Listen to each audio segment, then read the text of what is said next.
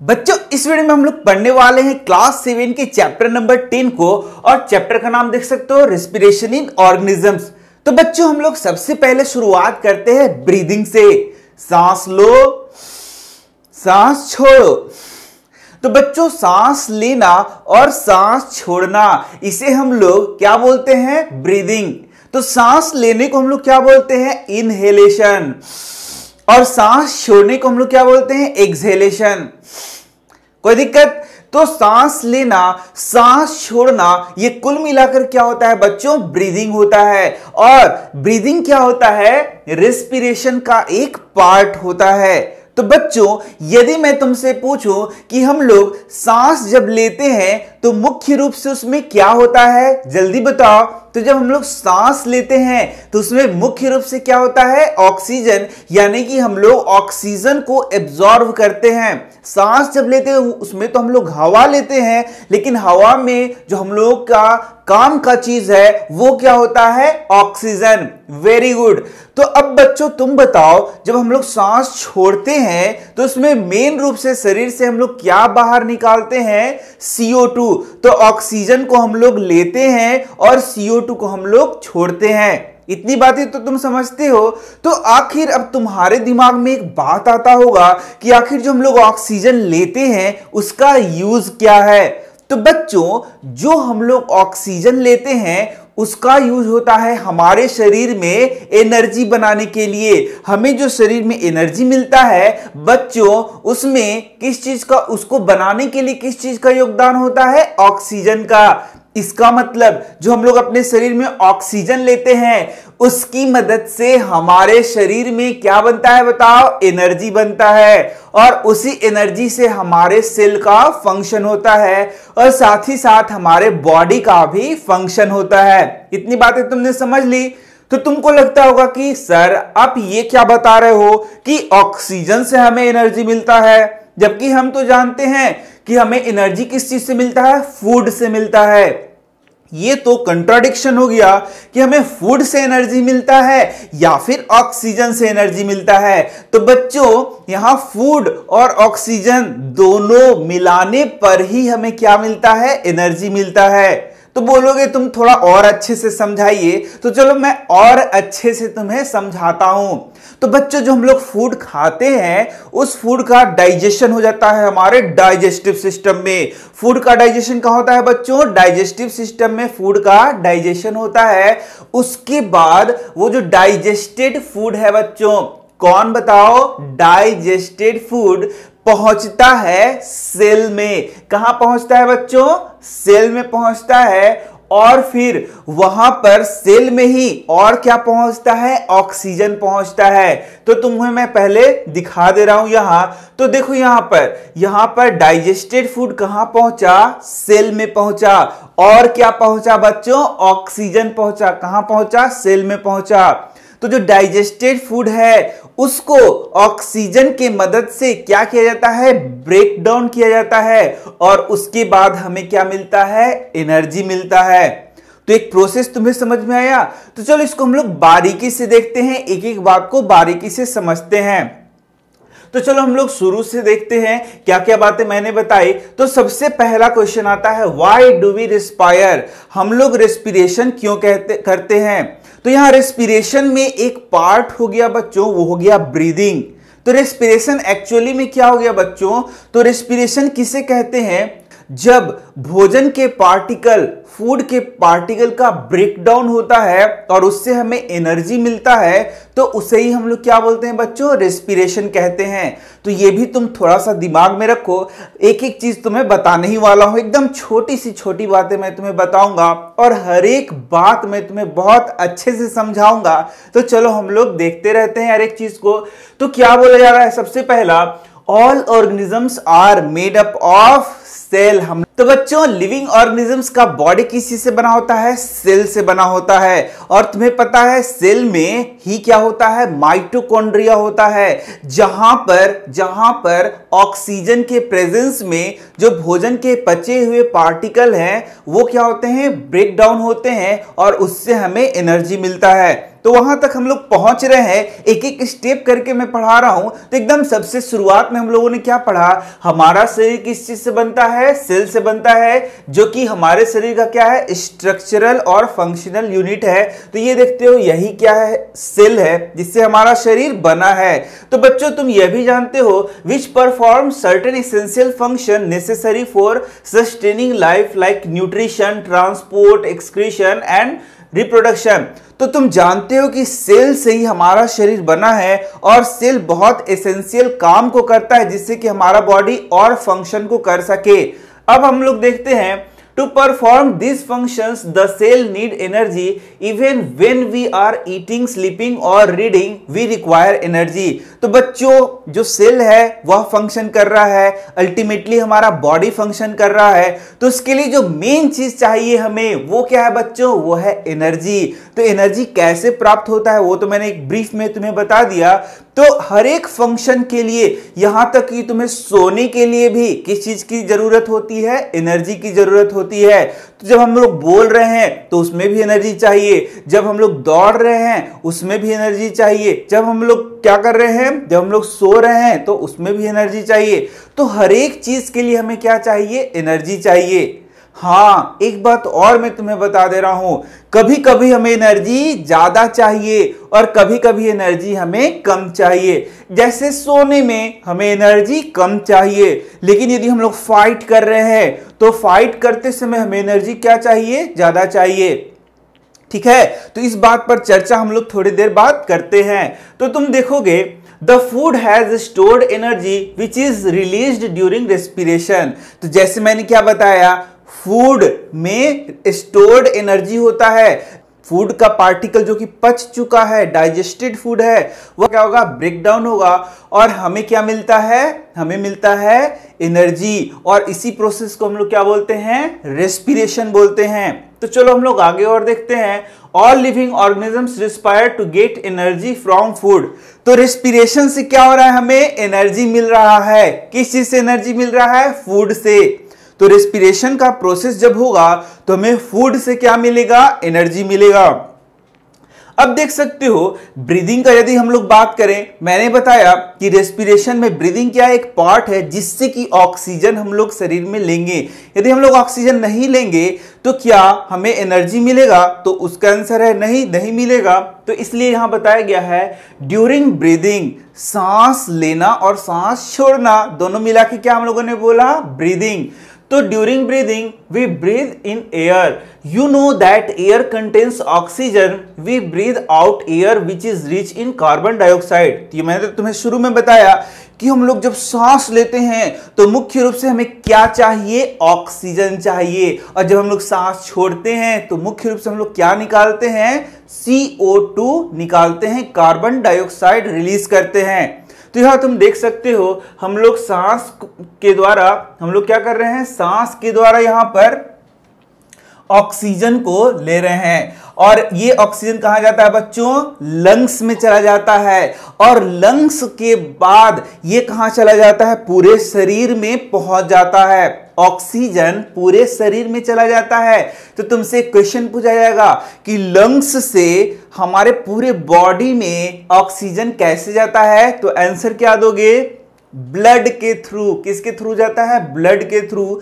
मतलब जो हमारे शरीर में खून है, रक्त है, उसके थ्रू पूरे बॉडी में चला जाएगा, पूरे बॉडी में चला जाएगा। और कहां पहुंच जाएगा? सेल में पहुंच जाएगा। मैंने क्या बताया कि ये हम लोगों ने सांस लिया, उसमें ऑक्सीजन था, वो पहुंच गया लंग्स में। लंग्स में वह ट्रांसपोर्ट होगा पूरे बॉडी में, किसके थ्रू? ब्लड के थ्रू, और पहुंच जाएगा सेल में। ये देखो यही छोटे छोटे क्या है? सेल है। तो यहां ये पहुंच गया। ये देखो सेल में क्या पहुंच गया? ऑक्सीजन पहुंच गया। और सेल में पहले से क्या पहुंच गया था? जो डाइजेस्टेड फूड है वो भी पूरे शरीर के सेल में पहुंचा हुआ रहता है। तो वहां पर डाइजेस्टेड फूड पहुंच गया, साथ में क्या पहुंच गया, ऑक्सीजन पहुंच गया। अब क्या होगा, ऑक्सीजन के प्रेजेंस में वो डाइजेस्टेड फूड ब्रेक डाउन होगा और फिर हमें क्या मिल जाएगा, एनर्जी मिल जाएगा। तो यही सिंपल सा प्रोसेस है जिसे हम लोग क्या बोलते हैं बच्चों, रेस्पिरेशन या सेलुलर रेस्पिरेशन। इसे ही क्या कहते हैं हम लोग, सेलुलर रेस्पिरेशन। तो यहां तुम लोग देख सकते हो, यहां पर मैंने क्या बताया, डाइजेस्टेड फूड, उसको हम लोग कहते हैं ग्लूकोज। बच्चों क्या बोलेंगे, ग्लूकोज। ग्लूकोज पहुंच गया सेल में, कहां पहुंच गया, सेल में पहुंच गया। ग्लूकोज सेल में कैसे पहुंचता है, तो जब भोजन का डाइजेशन हो जाता है तो ब्लड के थ्रू ग्लूकोज भी पूरे शरीर में पहुंच जाता है। तो ग्लूकोज पहुंच गया, कोई टेंशन नहीं है। अब सांस के थ्रू ऑक्सीजन भी सेल में पहुंच चुका है ना, वेरी गुड। तो यहां ऑक्सीजन पहुंच गया। तो ग्लूकोज ऑक्सीजन से क्या, ऑक्सीजन क्या करेगा, ग्लूकोज को ब्रेक डाउन करेगा, या बोले ग्लूकोज का ऑक्सीजन के प्रेजेंस में क्या होगा, ब्रेक डाउन होगा। जैसे ही ये ब्रेक डाउन होगा तो बनेगा कार्बन डाइऑक्साइड प्लस बनेगा H2O प्लस क्या बनेगा, एनर्जी। देखा बच्चों, तो यहां पर सेल में जाने के बाद क्या मिलता है, एनर्जी मिलता है। तो क्या तुम्हें पता है ये सारा प्रोसेस सेल में कहां हो रहा होता है, तो मुख्य रूप से ये होता है माइटोकॉन्ड्रिया में। माइटोकॉन्ड्रिया में ही ये सारा प्रोसेस होता है।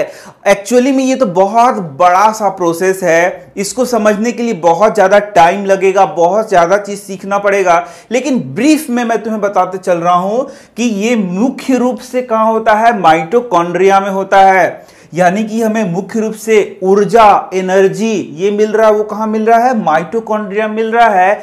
ये माइटोकॉन्ड्रिया कहां होता है बच्चों, ये होता है सेल में। इसीलिए माइटोकॉन्ड्रिया को हम लोग क्या बोलते हैं, power house of the cell के नाम से भी जानते हैं। तो ये क्लास 9th में भी तुम लोग पढ़ोगे कि power house of the cell किसे कहते हैं, तो वो है तुम्हारा माइटोकॉन्ड्रिया।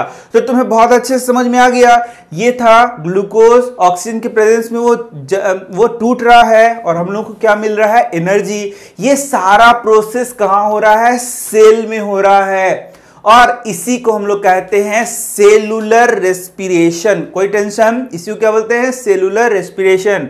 तो यहां देख सकते हो तुम, यहां देख सकते हो the process of break down of food in the cell with the release of energy is called cellular respiration. तो यहां तुमसे क्वेश्चन अब पूछा जा सकता है, सेलुलर रेस्पिरेशन किसे कहते हैं, तो सिंपल सा आंसर करोगे, फूड का ब्रेक डाउन हो रहा है। फूड का ब्रेक डाउन हो रहा है, कहां पर हो रहा है, सेल में हो रहा है। क्या निकल रहा है, एनर्जी निकल रहा है, उसी को क्या कहते हैं, सेलुलर रेस्पिरेशन कहते हैं। कितना आसान है देख लो, the process of breakdown of food in cell with the release of energy. तो यहां देखना, ऑक्सीजन का प्रेजेंस या एब्सेंस यहां पर नहीं लिखा हुआ है। कोई जरूरी नहीं है कि यहां ऑक्सीजन प्रेजेंस हो या एब्सेंस हो, ऐसा यहां पर लिखा हुआ नहीं है। तो वो बात तुम यहां पर नहीं लिखना। मुख्य रूप से जो हमें एनर्जी, बहुत ज्यादा जो एनर्जी मिलता है वो ऑक्सीजन के प्रेजेंस में ही मिलता है। लेकिन यहां ये लिखने का जरूरी नहीं है, क्योंकि इसी आधार पे हम लोग दो प्रकार के रेस्पिरेशन को आगे पढ़ने वाले हैं। तो यहां पर देखो क्या निकला, एनर्जी निकला। किसका ब्रेकडाउन हुआ, फूड का ब्रेकडाउन हुआ। कहां पर ब्रेकडाउन हुआ बताओ, सेल में हुआ। उसे ही हम लोग क्या बोलते हैं, सेलुलर रेस्पिरेशन बोलते हैं। लेकिन बच्चों बहुत ध्यान से अब देखोगे तुम यहां पर, तो यहां पर ये सेलुलर रेस्पिरेशन एक्चुअली में कहां हो रहा है, माइटोकॉन्ड्रिया में। लेकिन इसका पूरा डिटेल यदि पढ़ाया जाए बच्चों, तो तुम ये समझो कि साइटोप्लाज्म में भी रेस्पिरेशन होता है, माइटोकॉन्ड्रिया में भी रेस्पिरेशन होता है, ऑक्सीजन के प्रेजेंस में भी रेस्पिरेशन होता है, ऑक्सीजन के एब्सेंस में भी रेस्पिरेशन होता है। बोलोगे ये क्या नया चीज होगी, ये तो आपने बताया ही नहीं। तो मैं अब बता दे रहा हूं। तो रेस्पिरेशन में ऑक्सीजन जरूरी भी है और कभी कभी रेस्पिरेशन बिना ऑक्सीजन के भी हो जाएगा। इस तरीके से रेस्पिरेशन को हम लोग दो भागों में बांटकर पढ़ेंगे, क्योंकि मैंने तुम्हें बताया कि ऑक्सीजन के प्रेजेंस में ग्लूकोज टूटेगा और उससे एनर्जी मिलेगा, हाई अमाउंट ऑफ एनर्जी मिलेगा। तो तुम हो सकता है कंफ्यूज हो जाओ कि ऑक्सीजन का प्रेजेंस होना ही होना चाहिए। इसलिए मैं यहां पर अब क्लियर कर दे रहा हूं तुम्हें कि ऑक्सीजन का जब प्रेजेंस नहीं होता है तब भी सेलुलर रेस्पिरेशन होगा, लेकिन वहां पर एनर्जी क्या मिलेगा, कम मिलेगा, और विशेष परिस्थितियों में ऐसा रेस्पिरेशन होगा। तो चलो अब उसे ही हम लोग डिटेल में समझ लेते हैं। तो हम लोग अब देखेंगे cellular respiration takes place in cells of all organism, और ये कितने प्रकार का हम लोग पढ़ेंगे, 2 प्रकार का। पहले को क्या बोलेंगे, एरोबिक रेस्पिरेशन, और दूसरे को कहेंगे एनएरोबिक रेस्पिरेशन। एरोबिक रेस्पिरेशन उसे कहेंगे जिसमें ऑक्सीजन का प्रेजेंस रहेगा, occurs in the presence of oxygen. और एनारोबिक रेस्पिरेशन किसे कहेंगे, जिसमें ऑक्सीजन का प्रेजेंस नहीं होगा। ठीक है, समझ गए। तो जब ऑक्सीजन का प्रेजेंस में सेलुलर रेस्पिरेशन होगा तो उसे हम लोग क्या बोलेंगे, एरोबिक रेस्पिरेशन, और ऑक्सीजन के एब्सेंस में होगा तो उसे हम लोग क्या बोलेंगे, एनारोबिक रेस्पिरेशन। बहुत आसान है। अब देखना मैंने क्या बताया कि एरोबिक रेस्पिरेशन में ऑक्सीजन की प्रेजेंस में जब ग्लूकोज टूटता है तो हाई अमाउंट ऑफ एनर्जी निकलता है। तो यहां पर तुम लोग देख सकते हो, यहां ग्लूकोज कंप्लीटली ब्रेक डाउन होता है और ये ग्लूकोज कंप्लीटली ब्रेक डाउन नहीं होता है। इसलिए यहां पर क्या होता है, हाई अमाउंट ऑफ एनर्जी निकलता है और यहां बहुत little amount of energy produce होता है। तो ये 2-3 पॉइंट्स याद कर लो, बस हो गया। और क्या, ऑक्सीजन प्रेजेंस है, ऑक्सीजन प्रेजेंस नहीं है, हाई अमाउंट ऑफ एनर्जी निकलेगा, हाई अमाउंट ऑफ एनर्जी नहीं निकलेगा। ये मेन रूप से होगा तुम्हारा माइटोकॉन्ड्रिया में। कहां होगा बच्चों, माइटोकॉन्ड्रिया में। लेकिन ये वाला होता है तुम्हारा साइटोप्लाज्म में। कहां होता है, साइटोप्लाज्म में। ठीक है, ये कहां होता है, साइटोप्लाज्म में। तो माइटोकॉन्ड्रिया में कौन होगा, एरोबिक रेस्पिरेशन होगा, और एनारोबिक रेस्पिरेशन कंप्लीट कहां होता है, वो होगा साइटोप्लाज्म में। तो कुछ और बातें होती है जिसको पूरा डिटेल में पढ़ाना यहां संभव नहीं है, नहीं तो तुम एक एक पॉइंट को समझ जाते, तुम्हें कोई भी कंफ्यूजन नहीं होता। लेकिन थोड़ा इंतजार करो, क्लास 10th में तुम इसे आसानी से फिर समझ सकते हो। तो चलो हम लोग अब आगे देखते हैं यहां पर।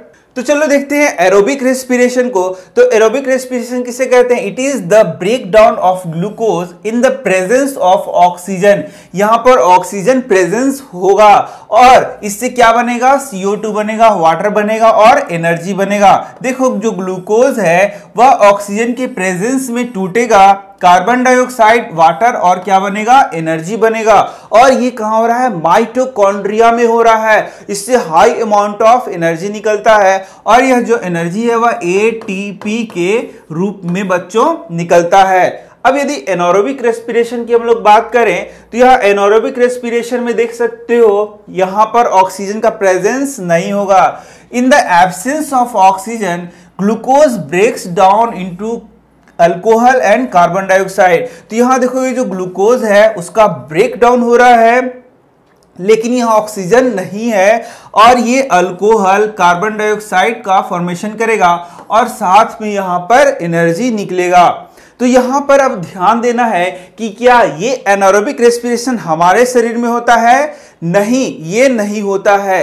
कुछ कंडीशन में हमारे शरीर में एनारोबिक रेस्पिरेशन होता है, लेकिन हमेशा हमारे शरीर में कौन सा रेस्पिरेशन होगा बच्चों, एरोबिक रेस्पिरेशन होगा। या बोलेंगे जो प्लांट्स हैं, हायर ऑर्गेनिज्म हैं, उनमें कौन सा रेस्पिरेशन होगा बच्चों, एरोबिक रेस्पिरेशन। इसलिए मैंने शुरू में बताया था तुम्हें कि ऑक्सीजन के प्रेजेंस में ग्लूकोज ब्रेक डाउन करेगा और हमें हाई अमाउंट ऑफ एनर्जी मिलता है, उसे ही हम लोग क्या बोलते हैं, रेस्पिरेशन बोलते हैं। लेकिन यहां पर कौन कौन सा उदाहरण आ सकता है, तो देखो कौन कौन सा उदाहरण आ सकता है। सबसे पहला उदाहरण क्या है, ईस्ट है। तो ईस्ट में यदि पूछेगा कि ईस्ट में कौन सा रेस्पिरेशन होता है तो तुम क्या आंसर दोगे, बताओ कौन सा रेस्पिरेशन होता है, ये होता है एनारोबिक रेस्पिरेशन।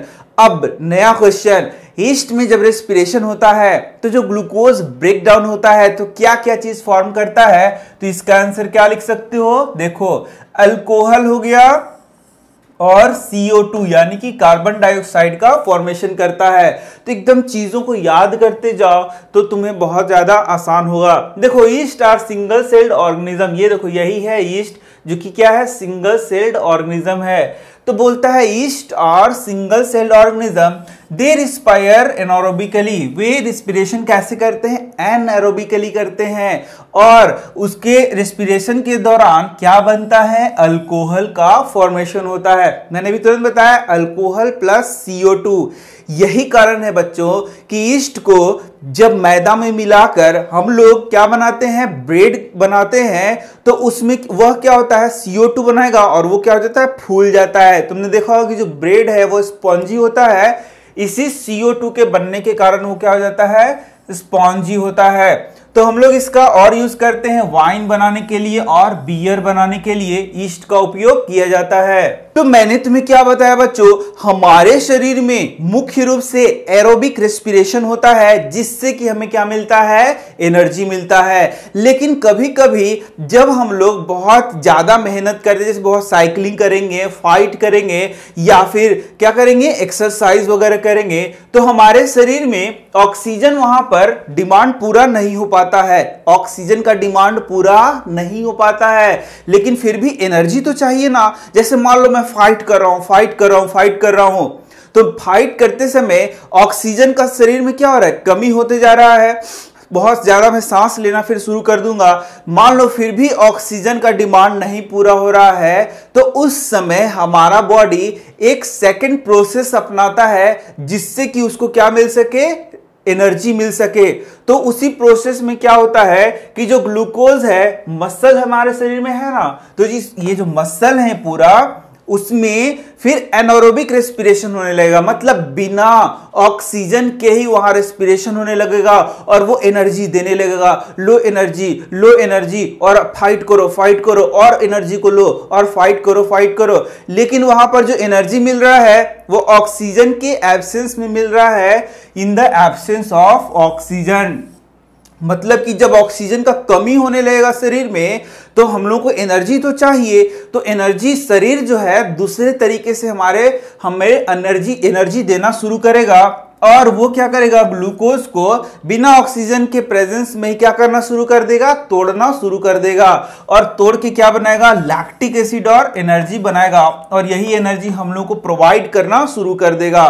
तो यहां पर देखोगे, यहां पर क्या बनता है? लैक्टिक एसिड बनता है। तो तुम्हें अब तीनों याद हो गया होगा। सबसे पहले ग्लूकोज जब ऑक्सीजन के प्रेजेंस में टूटता है, तो बताओ क्या बनता था? बताओ, CO2 बनता था। याद आ रहा है तुम्हें? क्या बनता था बताओ? CO2 बनता था और वाटर बनता था और साथ में एनर्जी बनता था। दूसरा, यीस्ट में क्या बनता था? जल्दी बताओ। अल्कोहल, कार्बन डाइऑक्साइड बनता था और साथ में क्या निकलता था? एनर्जी। लेकिन हमारे शरीर में जब लैक ऑफ ऑक्सीजन हो जाता है, ऑक्सीजन की कमी हो जाती है, तो क्या बनता है? Lactic acid plus energy. तो इसे तुम्हें एकदम याद करना है, ये तीनों चीज तुम्हें पूछे जाएंगे। एरोबिक रेस्पिरेशन में क्या होता है, एनारोबिक में क्या होता है, और जब ऑक्सीजन का कमी हो जाता है हमारे शरीर में तो क्या होता है। तो बच्चों क्या बनता है? Lactic acid plus energy. अब इससे क्या हो जाता है? लैक्टिक एसिड बहुत ज्यादा बनने के कारण हमारे शरीर में क्या होता है? मसल क्रैम्प आ जाता है बच्चों। क्या आता है? Muscle cramp. The cramps occur when muscle cells respire anaerobically. जब मसल में क्या होता है? एनारोबिक रेस्पिरेशन होता है, तो उसमें लैक्टिक एसिड का बहुत ज्यादा प्रोडक्शन होना शुरू हो जाता है, जिससे कि मसल क्रैम्प आ जाता है। The partial breakdown of glucose produces lactic acid. The accumulation of lactic acid causes muscle cramps. तो तुमसे पूछेगा कि मसल क्रैम्प कैसे हो जाता है, तुम यहां आंसर दोगे कि जो लैक्टिक एसिड का बहुत ज्यादा एक्यूमुलेशन मतलब जमाव हो जाता है, बहुत ज्यादा लैक्टिक एसिड वहां बनेगा, उसी से होगा मसल क्रैम्प। तो ये सारा चीज तुम यहां याद रखोगे। अब हम लोगों ने क्या पढ़ा? ब्रीदिंग को, सांस लेना, सांस छोड़ना, उसे ही हम लोग क्या बोलेंगे? ब्रीदिंग बोलेंगे। तो यहां पर मैंने तुम्हें बताया था, ये देखो, यही हम लोग सांस को ले रहे हैं, फिर सांस को यहां पर क्या कर रहे हैं? छोड़ रहे हैं। तो यहां शुरू में ही मैंने तुम्हें बताया था इनहेलेशन किसे कहते हैं और एक्सहेलेशन किसे कहते हैं। तो जो बच्चों हम लोग सांस को अंदर लेते हैं जिसमें ऑक्सीजन भी है, तो उसे हम लोग क्या बोलते हैं? इनहेल करना। विक्स इनहेलर का नाम तुमने सुना होगा। ऐसे करते हैं तो हम लोग क्या करते हैं? इनहेल करते हैं। इनहेलर उसी वर्ड से आया है। इनहेल मतलब अंदर की ओर लेना और एक्सहेल मतलब बाहर की ओर छोड़ना। तो एक्सहेलेशन क्या हो गया? जब हम लोग सांस छोड़ रहे हैं तो उसे हम लोग क्या बोलते हैं? एक्सहेलेशन कहते हैं। The number of time a person breathes in a minute is termed as breathing rate. तो अब आ गया ब्रीदिंग रेट किसे कहते हैं? तो एक मिनट में कितना आदमी सांस ले रहा है या फिर ब्रीदिंग कर रहा है उसे हम लोग क्या बोलेंगे? ब्रीदिंग रेट कहेंगे। The number of time a person breathes, कितना बार वो ब्रीथ कर रहा है एक मिनट में, उसी को हम लोग क्या बोलते हैं? ब्रीदिंग रेट कहते हैं। तो तुम देख सकते हो on an average an adult human being at rest breathes in and out 15 to 18 times. तो रेस्ट में होने का मतलब नॉर्मल कंडीशन में, ऐसा नहीं कि फाइट करे, ऐसा नहीं करना है। सिंपल सा क्या है, यदि नॉर्मल कंडीशन में बैठे हुए हो तो एक मिनट में 15 से 18 बार सांस लेते हैं। तो ये याद रखना, 15 से कितने बार? 18 बार। और इसमें बोलता है during heavy exercise the breathing rate can increases up to 22 times per minute. तो बहुत हेवी एक्सरसाइज हो गया, फाइटिंग हो गया। तुमने खुद भी देखा होगा जब अपने आपस में दोस्तों से तुम झगड़ा कर लेते हो, लड़ाई करते हो, फाइट करते हो, तो तुम्हारा ब्रीदिंग रेट क्या हो जाता है? फास्टर हो जाता है।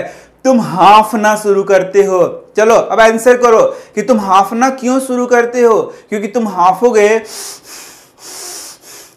तो ज्यादा सांस लोगे, ज्यादा फास्ट सांस लोगे तो ज्यादा ऑक्सीजन तुम्हारे शरीर में जाएगा और उस टाइम तुमको एनर्जी ज्यादा चाहिए। तो यदि ज्यादा ऑक्सीजन जाएगा तो तुम्हें एनर्जी ज्यादा मिलेगा। इस कारण से हम लोग क्या कर देते हैं? हांफना शुरू कर देते हैं। तुमने देखा होगा बहुत ज्यादा साइकिलिंग करोगे, तेज साइकिलिंग करोगे तो हम लोग हांफना शुरू करते हैं। तो वो क्यों शुरू करते हैं? ताकि हमारे शरीर में ज्यादा ऑक्सीजन जाए और हम लोग को एनर्जी क्या मिले? उस टाइम में ज्यादा जाए। तो तुम देख सकते हो बहुत सारे कार्य को यहां बताया गया है। तो यहां पर बताया गया है कि किस कार्य में तुमको ज्यादा एनर्जी चाहिए और उसमें ब्रीदिंग रेट तुम्हारा क्या होगा। तो तुम खुद देख सकते हो, ये पढ़ रहा है, ये सीढ़ी से ऊपर चढ़ रहा है, ये खेल रही है, ये वॉक कर रहा है, ये सो रहा है, ये कपड़े धो रही है।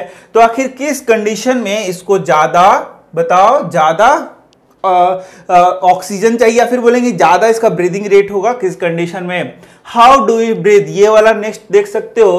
तो यहां पर हम लोग देख सकते हैं ह्यूमन रेस्पिरेटरी सिस्टम। तो ह्यूमन रेस्पिरेटरी सिस्टम में तुम क्लियरली देख सकते हो यहां पर ये हो गया नेजल पैसेज, मतलब इसी के द्वारा हम लोग सांस लेते हैं। फिर आ जाता है ये देखो फेरिंग्स हो जाता है, फिर ये हो जाता है ट्रैकिया जिसे हम लोग कहते हैं विंड पाइप, और उसके बाद ये इधर आ जाता है डिवाइड होके और ये बन जाता है तुम्हारा, बोलो क्या है ये? लंग। और ये जो लंग है वो रिब केज के अंदर होता है। ये देखो ये क्या है बच्चों? रिब केज है। इसी के अंदर ये जो लंग है वो क्या रहता है? सुरक्षित होता है। और नीचे देख सकते हो ये क्या है? डायफ्राम है। और इसी डायफ्राम के चलते हम लोग सांस को लेते हैं या फिर छोड़ते हैं। तो ये जो डायफ्राम है उसको भी मैं दिखा दे रहा हूं। सबसे पहले यहां देखो, सबसे पहले क्या हो गया? नेजल पैसेज हो गया, उसके बाद क्या हो गया? फेरिंग्स हो गया, फिर ट्रैकिया हो गया और फिर ये क्या हो गया? लंग हो गया।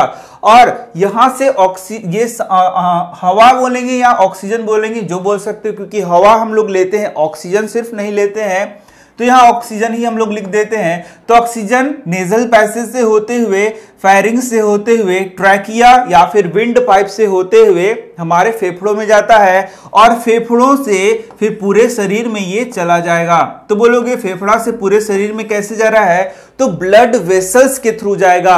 हमारे शरीर में ब्लड वेसल मतलब ब्लड के पाइप बिछे हुए हैं, उसमें क्या फ्लो हो रहा है? ब्लड फ्लो हो रहा है। तो उसी ब्लड में ये ऑक्सीजन चला जाएगा और फिर पूरे शरीर में ये ऑक्सीजन क्या हो जाएगा? फैल जाएगा। तो ब्लड वेसल्स से होते हुए ऑक्सीजन पूरे शरीर में चला जाएगा और अल्टीमेटली कहां पहुंच जाएगा? सेल्स में पहुंच जाएगा, जहां पर फिर ऑक्सीजन के प्रेजेंस में फूड का क्या होगा? ब्रेक डाउन होगा और हमें क्या मिलेगा? एनर्जी मिलेगा। तो इस तरीके से सारी चीजों को कई बार मैंने रिवाइज करा दिया तुम्हें। A large muscular sheet called diaphragm forms the floor of the chest cavity। तो ये देखो यही है लंग्स और यहां देख सकते हो ये है डायफ्राम, दिख रहा है ये डायफ्राम, यही चेस्ट कैविटी का बहुत बड़ा हिस्सा को बनाता है और इसी के कारण हम लोग सांस को लेते हैं। तो देख सकते हो ये क्या हो गया? लार्ज मस्कुलर शीट, ये लार्ज मस्कुलर क्या है, शीट है, इसको याद कर लो। डायफ्राम क्या है, लार्ज मस्कुलर शीट, मसल का बना हुआ शीट है, इसे हम लोग क्या बोलेंगे, डायफ्राम बोलेंगे। ये चेस्ट कैविटी का क्या बना देता है, फ्लोर बनाता है, जिसकी मदद से हम लोग सांस को लेते हैं। अब देखोगे, breathing involves the movement of diaphragm and the rib cage.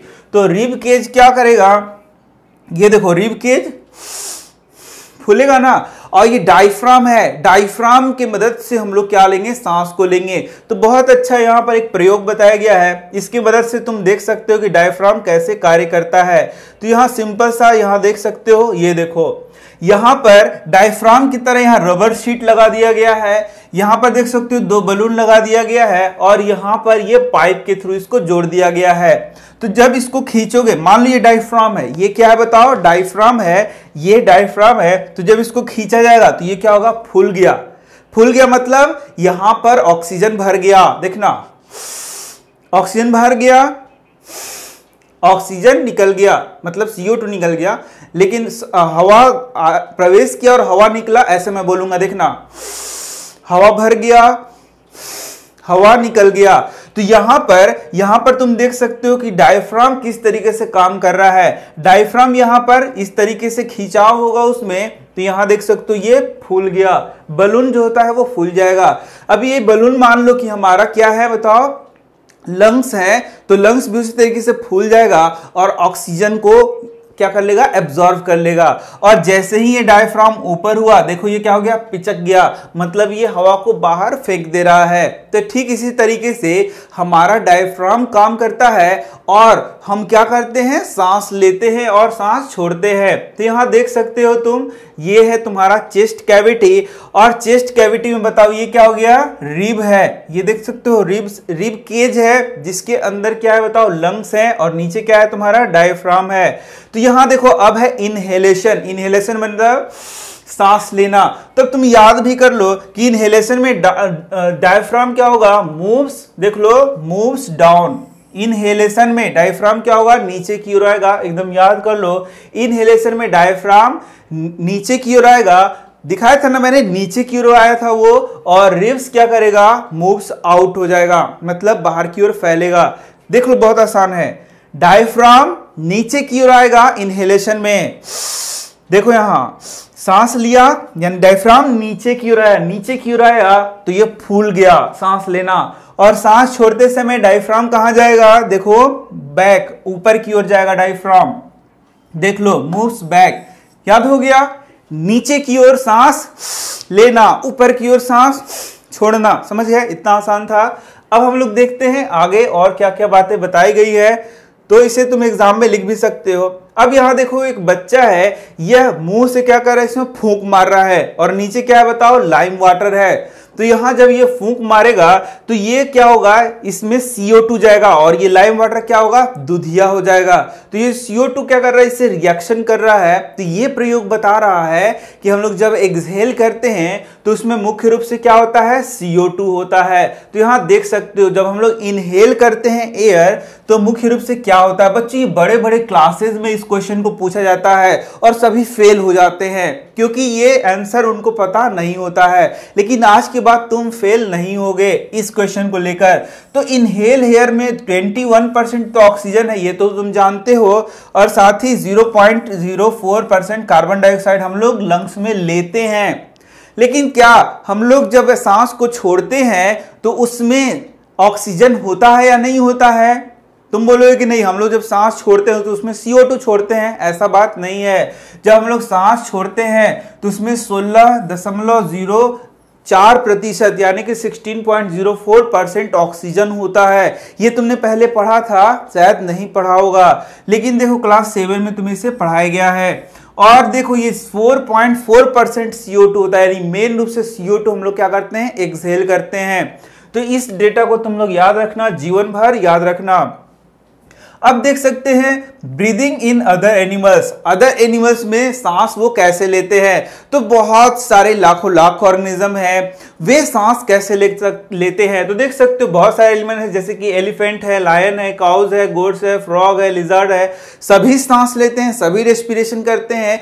यहां तक कि अमीबा है वह भी रेस्पिरेशन करता है। पैरामीशियम है जो सिंगल सेल्ड एनिमल है, एक ही सेल का बना है, वह भी रेस्पिरेशन करता है। तो वो कैसे रेस्पिरेशन करता है, उसका जो सेल का सरफेस होता है उसी से ऑक्सीजन को क्या करता है, एब्जॉर्ब करता है। लेकिन यहां हम लोग को पढ़ना है सबसे पहले कॉकरोच के बारे में। तो कॉकरोच के बारे में देख सकते हो, कॉकरोच ये देखो, ये है कॉकरोच। तो कॉकरोच में जो रेस्पिरेशन होता है बच्चों, वो होता है तुम्हारा ट्रैकिया के द्वारा। ये देखो, ये पूरा जाल जैसा बिछा हुआ है, ये इसी में उसका रेस्पिरेशन होता है। तो कॉकरोच में कैसे रेस्पिरेशन होगा, ट्रैकिया के द्वारा।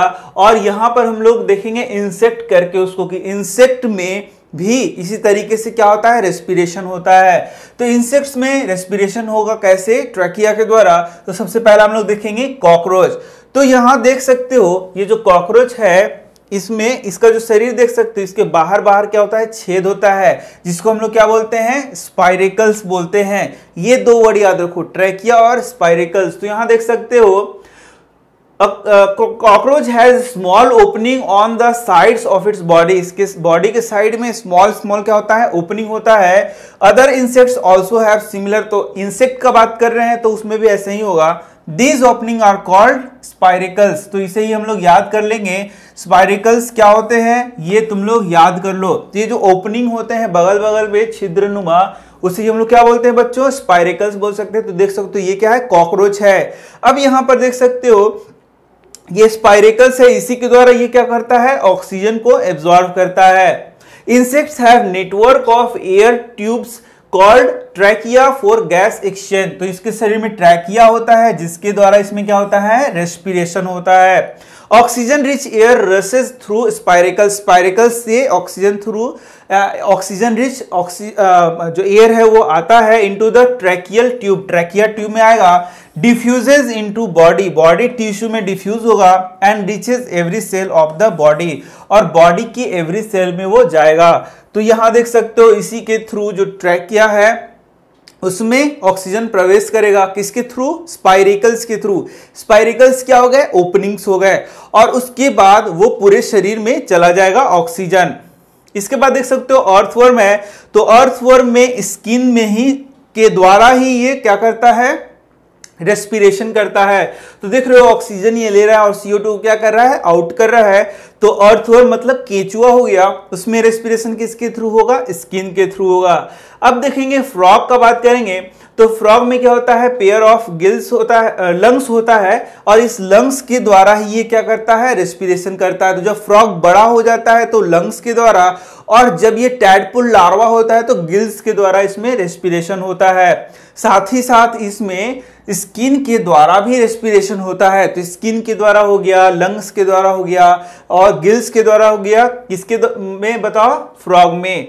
अब हम लोग देखते हैं पानी में ब्रीदिंग कैसे होता है। तो पानी में मुख्य रूप से क्या रहता है बच्चों, मछलियों की बात हम लोग करते हैं। तो इनमें रेस्पिरेशन कैसे होता है बच्चों, ये पानी को मुंह से लेते हैं और इधर से ये निकाल लेंगे, और पानी में ही ऑक्सीजन डिसॉल्व होता है। तो ये डिसॉल्व्ड ऑक्सीजन को यहाँ पर गिल्स के द्वारा क्या कर लेते हैं, एब्जॉर्ब कर लेते हैं, और फिर शरीर के पूरे भागों में भेज देते हैं। इस तरीके से इनमें रेस्पिरेशन होता है। Fishes have certain projections of their body known as gills, these are feathery organs. तो ये फीदरी ऑर्गन्स हैं, और इसी में क्या होता है, ऑक्सीजन का यहां पर एक्सचेंज होगा। ये पानी के थ्रू ऑक्सीजन को लेंगे और पूरे बॉडी में ये भेज देंगे।